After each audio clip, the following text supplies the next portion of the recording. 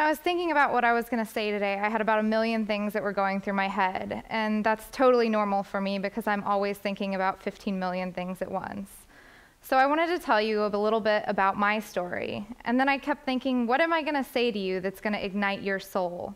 What am I going to say to you that's going to stir your heart to make you want to do something?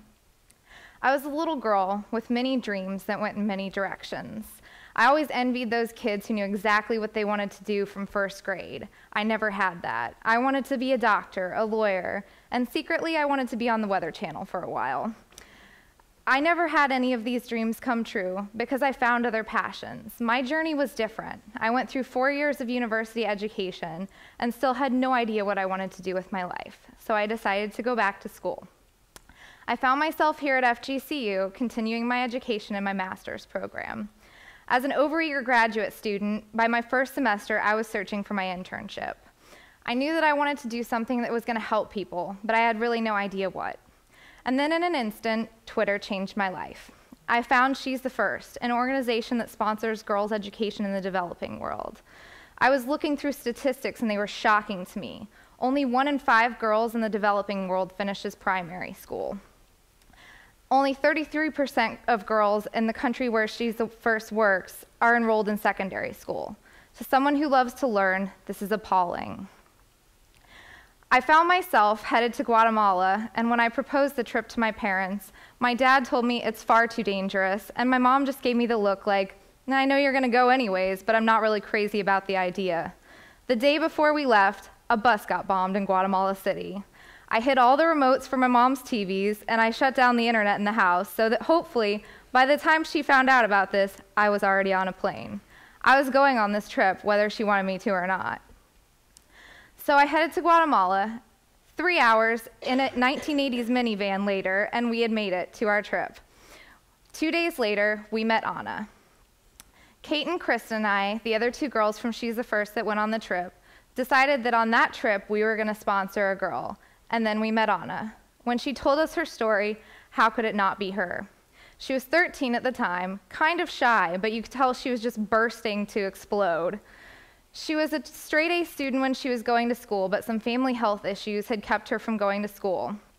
At the age of 13, she had held down more jobs than I had by 22, and one day when she was going to work, she got hit by a bus, and she was there the next day again. I mean, really, who does that? She was incredible. So after Anna told us our story, she said something that stuck in my head for quite a while. She said, to study is my dream. I don't know what I'm going to do yet, but I'm going to do it. And I kept thinking, oh my God, is she reading my mind? I don't know what I'm going to do yet either, but I'm going to do something. And it's going to be pretty awesome, whatever it is. I just have to figure it out. My inspiration was curbed a little bit by 2 days of intense food poisoning. And I can honestly tell you that if you're ever traveling abroad, my best words of advice to you are busca piña and lots of Pedialyte if you end up in that situation. It's not pretty, but it'll get you through. So after I recovered, we headed to another town in Guatemala. We met 2 sisters, and we entered their home and got to speak to their mom about their lives and their schooling. The other 2 girls asked the really important, hard-hitting journalistic questions, and I asked the fun questions like, what kind of music do you like, and do you play any sports? I had been itching to play soccer since we got there. An athlete my whole life, I love soccer and I played basketball as well. Brenda, the youngest of the sisters, informed me that basketball was the sport of choice for girls there. And when she found out that I played, a phone tree was quickly enacted and a game was put together. Little did I know that Brenda would be wearing an angel t-shirt and her traditional Guatemalan skirt to play basketball. She was ready to go, so off we went. I also didn't know that our basketball game would be in the city center, where everyone was watching and probably laughing at some of the things we were doing. I was a good 6 inches taller than most of the girls there, but it was fair to say that they were slightly faster than we were. We were getting our butts kicked, but having a great time while we were doing it. There was one girl who just kept draining threes. I kept calling her the Guatemalan Dwayne Wade because she was just so good. But I didn't give up, I kept playing, and I had more fun that day than I've had pretty much any time in my life. 2 years down the road, I found myself in a similar position, shooting hoops at the Pace Center for Girls at my job. I was a counselor there, and even though I was only 26 at the time, the girls thought we were ancient. They said, "You guys are old, and how can we relate to you?" So one day I just started shooting hoops with them on the playground. And they said, "Miss, you surprise me." And I said, "Well, yep, you guys surprise me every day." And I had several surprises that year. I had 3 students that year that were incredible young women at 17. They were so devoted to their dreams, and they knew exactly what they wanted to do, and they were going to accomplish it. And I was just so impressed with their courage and their determination at 17. I thought, they're so young, and Anna's so young. How do they know what they're going to do? So I thought, well, might as well go back to school.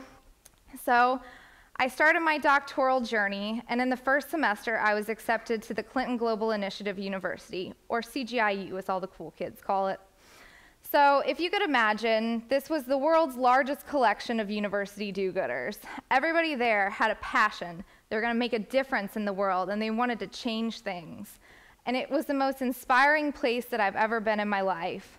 I was finally there. I was so excited. I had filled up my schedule of all the things and people I wanted to see. All the other girls were talking about, "Oh my gosh, I hope I meet Bill Clinton. Oh my gosh, I hope I meet Chelsea Clinton."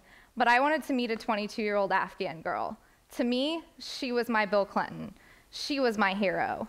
This girl, at 22 years old, had already started her own school for Afghan girls. It was a boarding school that provided these young women with quality education so that some of them even received scholarships to study in the United States. She was amazing. She was telling us these stories of how one of her students' fathers was threatened and that their town was going to be bombed unless he stopped sending his daughter to school. I was just blown away. I thought, oh my gosh, my education, have I taken this for granted? Well, now I know what I'm going to do with my life. I'm going to help these girls to find their passion and be able to go to school, because this is really what it's about. You're giving other people an opportunity to follow their dreams. So after meeting all of these inspiring people, what is the takeaway from this?